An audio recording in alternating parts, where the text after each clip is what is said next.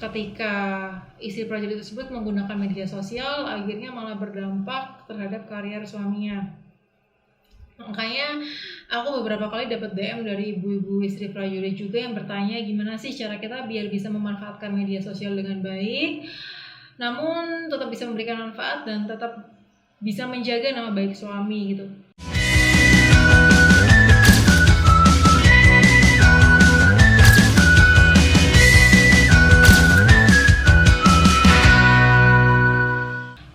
Bisa sampai ke 1 juta subscriber itu semua gara-gara Persit, jujur ya. Kenapa? Karena at the first time I make this YouTube channel itu gara-gara aku berpikir kalau misalnya nanti aku bakal jadi seorang istri prajurit, aku pasti akan ditinggal kemana-mana, aku pasti akan pindah-pindah gitu kan. Aku pasti bakal mengikuti suami untuk pindah sampai keluar pulau.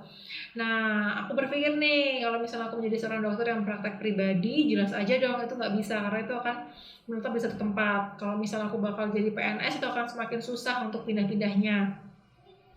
Akhirnya aku mulai mencari cara dan mulai berpikir ketika PDKT nih sama calon suami gitu, gimana caranya biar aku tetap bisa memanfaatkan ilmu aku, terus bisa aku share ke orang lain dan bisa mendapatkan pendapatan. Di sana aku mulai mengenal sama yang namanya YouTube. Akhirnya aku mulai share tentang YouTube. Awalnya sih aku karena belum konsen ke kesehatan, yang aku share adalah pengajuan nikah guys. Jadi aku men-share bagaimana proses pengajuan nikah. Oke. Dan ternyata saat pertama kali aku nge-share masalah proses pengajuan nikah, kayaknya udah sampai 7 episode gitu kan ya. Itu suami aku dapat teguran dari seniornya. Sebenarnya teguran itu bagus, jadi teguran itu belum tentu ke hal yang buruk ya. Teguran itu bagus, kenapa? Karena pengajuan nikah prajurit itu tidak sama di setiap batalion atau bahkan tidak sama di setiap daerah, di setiap institusi itu berbeda. Jadi nanti ditakutkan ketika aku share masalah pengajuan nikah itu dianggapnya sama di setiap bagian gitu kan. Nah, atau bahkan malah akan menjadi momok ataupun ketakutan tersendiri bagi orang-orang yang akan melakukan pengajuan nikah. Awalnya aku malah mau nutup channel ya teman-teman, gara-gara aku down dan kayak ngerasa kayak anak kecil yang habis dimarahin terus nggak mau bangkit lagi, jatuh dimarahin langsung momok takut gitu kan ya. Tapi syukurnya suami aku juga bukan orang yang ya gara-gara kamu nih aku ditegur, gara-gara kamu nih kayak gini, nggak kayak gitu. Syukurnya ya suami aku malah support, ya udah kalau misalnya emang membahas itu nggak boleh, coba bahas yang lainnya, kan masih banyak hal-hal yang bisa kalian bahas tanpa menyangkut institusi. Oke, akhirnya karena aku punya ilmu kesehatan, aku share lah masalah ilmu kesehatan aku gitu kan. Nah, cuman ada beberapa waktu dimana aku tuh kayak melenceng, pengen banget nge-share yang lain, kayak ngikutin ibu-ibu yang lain dan teman-teman influencer yang lain, kayak bikin konten konspirasi atau mengutarakan emosi atau bahkan sampai ngedance TikTok gitu kan. Aku pernah melakukan hal tersebut ya, dan aku sempat upload juga gitu. Dan itu mendapat teguran juga. Menurut aku itu bukan sesuatu yang negatif, tapi kalau misalnya di pikiran orang lain itu bisa saja menjadi negatif, karena kan kita nggak tahu ya pemikiran orang lain. Nah, syukurnya aku bener-bener berterima kasih banget, lingkungan suami aku bertugas tuh mereka bener-bener suportif banget. Jadi bener-bener membimbing dan bener-bener memberitahu. Misalnya nih kayak aku habis upload sesuatu di media sosial dalam waktu 1 menit 2 menit dan ditonton oleh mereka dan ternyata itu nggak bagus loh, mending kamu take down aja. Yang awalnya aku menganggap itu sebuah teguran, lama-lama aku udah menganggap bahwa itu tuh sebuah peringatan. Jangan sampai membahayakan aku, bahkan membahayakan karier suami aku. Makanya syukur banget nih aku punya tetangga yang baik, senior-senior yang baik, ibu wakil, ibu komandan yang baik.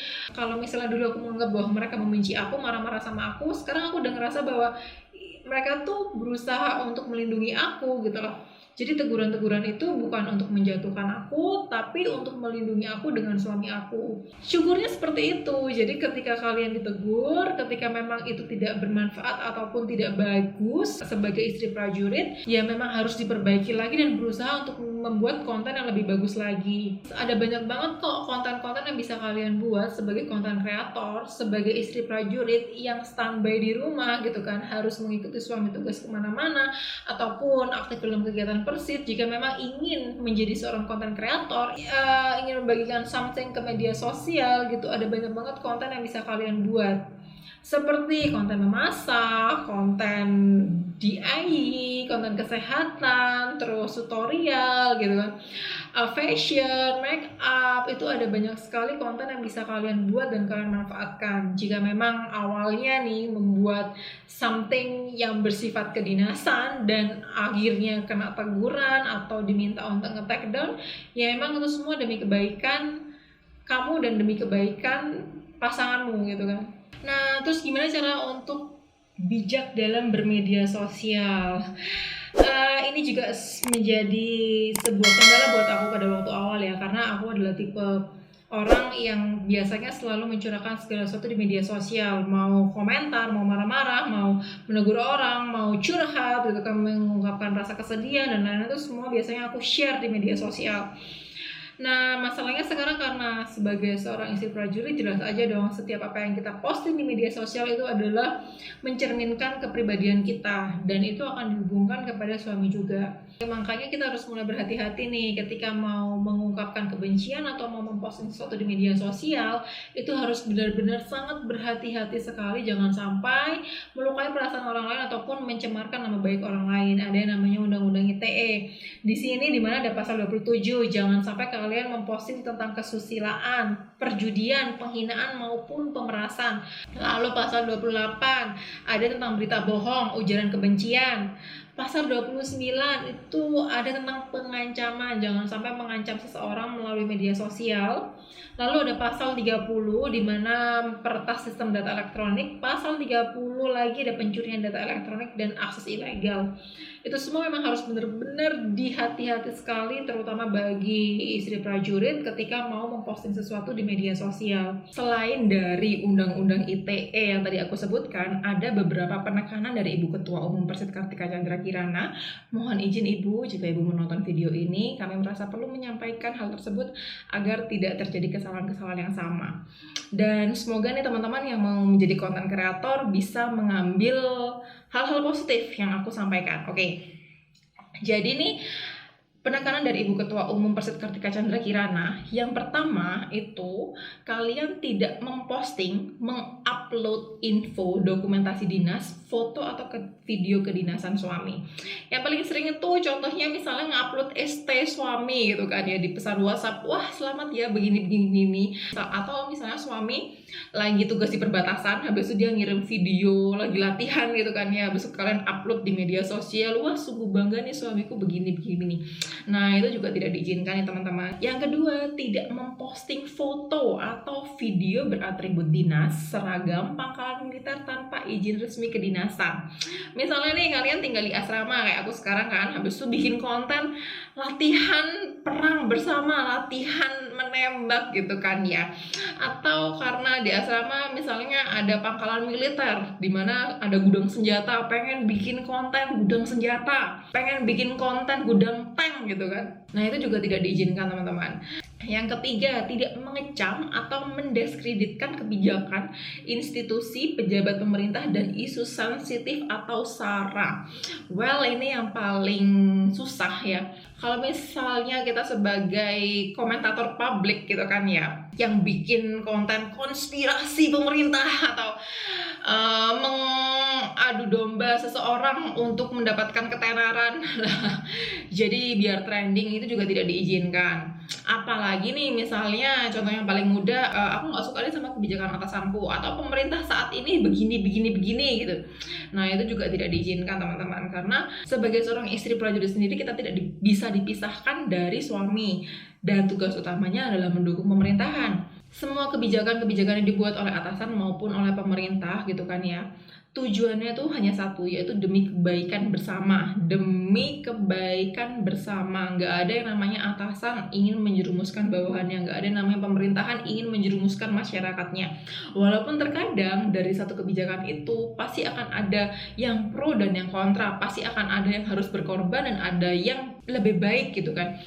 Kebijakan itu nggak akan ada yang bisa menguntungkan semuanya, tapi dibuat dengan satu tujuan, yaitu kebaikan bersama. Makanya sebagai istri prajurit, karena kita adalah pendukung dari pemerintahan agar menjadi lebih baik, sepantasnya dan sebaiknya dan seharusnya kita mendukung dan bisa memberikan solusi terhadap kebijakan-kebijakan tersebut. Misalnya nih ya, kayak sekarang pemerintah menerapkan PSBB.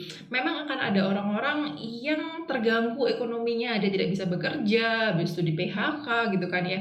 Ya sebagai istri prajurit jangan mendiskreditkan terhadap PSBB tersebut, tapi kita bisa memberikan solusi dengan memberikan bantuan-bantuan sosial nih kepada orang-orang yang terdampak terhadap PSBB. Kita bagikan masker ke orang lain, kita berikan informasi bahwa harus menjaga jarak, harus stay at home, harus work from home, dan menerapkan kebijakan-kebijakan tersebut nih teman-teman. Makanya peran kita di sini bukan sebagai komentator ataupun sebagai pemburuk suasana dari kebijakan pemerintah, tapi sebagai pendukung, sebagai penengah. Jadi ibaratnya kayak istri prajurit itu adalah air conditioner, pendingin dalam kehidupan rumah tangga dan negara. Nah, kalau misalnya dulu sejarahnya Persit itu dibentuk karena adanya penjajahan dan adanya peperangan gitu kan. Akhirnya Persit dibentuk untuk membantu di bagian Palang Merah Indonesia, membantu intelijen untuk mengetahui informasi rahasia penjajahan gitu kan. Namun karena saat ini itu semua tidak ada dan saat ini musuh kita bersama adalah keanekaragaman dan informasi hoaks dan sara, ya akhirnya kita berubah posisi nih teman-teman.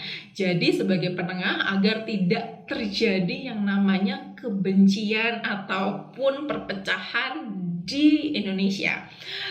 Yap, kita lanjut ke nomor 4 nih teman-teman. Tidak mengungkapkan ekspresi kemarahan, penghinaan, pencemaran nama baik, ancaman, ujaran kebencian terkait sara. Karena ditakutkan dengan kita memberikan ekspresi kemarahan tersebut kepada satu pihak gitu kan misalnya, itu takutnya akan mengundang kemarahan-kemarahan lain gitu. Ya tadi aku bilang lah, sebagai istri prajurit itu kita harus bersikap slow down, ibaratnya kayak air conditionernya rumah ya, benar-benar memberikan ketenangan dan kedamaian. Tidak hanya dalam rumah tangga pada suami, tapi juga kepada masyarakat sekitar. Aku sendiri juga jujur banget, sering banget suami aku kena teguran gara-gara ulahku sendiri, dan terima kasih banyak banget kepada senior maupun atasan yang sudah menegur suami aku tentang segala macam perilaku aku, dan itu benar-benar membuat perubahan. Aku bisa memposting sesuatu yang lebih baik, lebih bijaksana, dan bisa memilih yang terbaik gitu kan untuk apa yang mau aku posting. Sebenarnya kita sebagai content creator itu gampang banget kalau misalnya mau terkenal, tinggal buat sensasi, mau posting sesuatu yang pakai baju seksi gitu kan, mau bikin konten tentang konspirasi, terus kebencian terhadap publik, abis itu bikin berita kebohongan, bikin prank, marah-marah, bikin sensasi. Itu sebenarnya gampang banget kalau kita mau jadi content creator. Hanya saja karena status sebagai istri prajurit, kita memang harus bisa benar-benar berhati-hati sekali, benar-benar bisa memilih konten mana yang memang tepat untuk diposting ya teman-teman. Ibaratnya kalau suami kita itu sebagai prajurit, dia berperang di medan perang menghadapi kekerasan dan penindasan untuk melindungi negara. Nah, istri prajuritnya berperang di masyarakat untuk memberikan ketenangan dan ketentraman pada masyarakatnya nih teman-teman. Nah, gimana? Udah jelas belum nih tentang penekanan dari Ibu Ketua Umum Persit Kartika Chandra Kirana terhadap etika bermedia sosial bagi istri prajurit? Semoga nih buat teman-teman yang pengen bikin konten gitu kan, konten YouTube atau konten media sosial lainnya, bisa memegang peranan-peranan tersebut. Nah, kalau kalian ada pertanyaan atau ada yang ingin kalian diskusikan, silahkan komentar di bawah. Dan ada teman-teman, see you di video lanjutnya. Bye-bye!